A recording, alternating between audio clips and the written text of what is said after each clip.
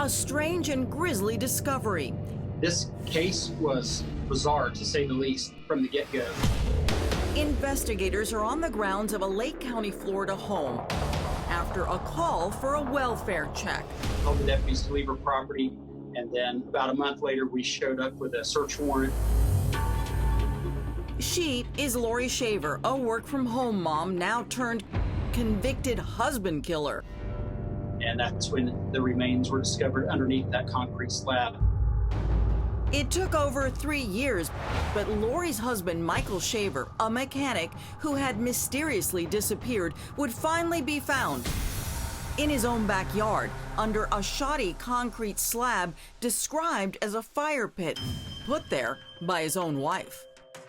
But it's important to remember that why we are here is because Michael Shaver was shot in the back of his head without any sort of legal excuse or justification. And nearly 10 years after his murder, all the riveting details were unearthed at trial. The story of a wife who first shot her guy and then stole his identity. So now let's focus on the totality of circumstances, showing how she hijacked his Facebook. Prosecutors told jurors Laurie used Shaver's Facebook page posing as the dead man to mask his murder, sending messages to his own family and friends to leave him alone, and to his boss saying he was quitting and moving to Georgia. I don't know why I've been targeted, why I've been set up, or charged with this heinous crime. After her arrest while out on bond, Laurie made a highly produced video post on YouTube claiming her innocence, her lawyer appearing to say she was actually a battered wife. Laurie was the victim of repeated physical violence by Michael. The apparent evidence? A year before Michael disappeared, Laurie filed a police report and called 911. What's going on? It was a domestic violence dispute. Okay, are you okay? I did hit my ex in the head with a gun that he had pulled out on me. I grabbed my gun because he has a gun and I have a gun. We're side stairs. And now I'm on the way to the sheriff's office. At trial, Laurie actually testifies, breaking down over her volatile relationship with Michael.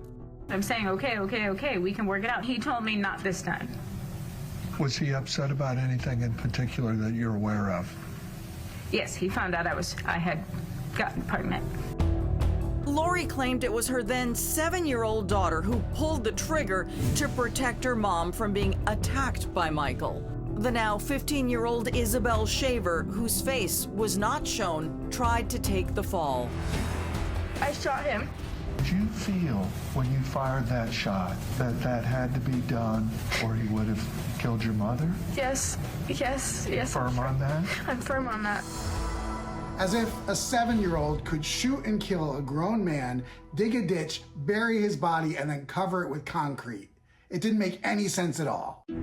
And Laurie's defense attorney offered yet another bombshell, claiming because the little girl's aim was bad, Laurie's then-boyfriend, Jeremy Townsend, was at the home at the time and also shot Michael.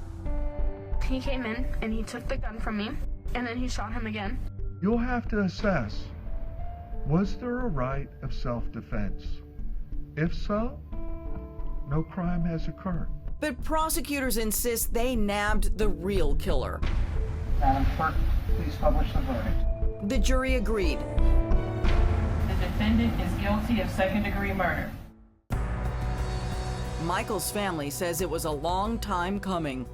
Elation. He did not deserve what happened to him. We can be at peace that the story is known by all. Now, after years of dodging the law, Laurie Shaver was the one ultimately buried under a pile of evidence.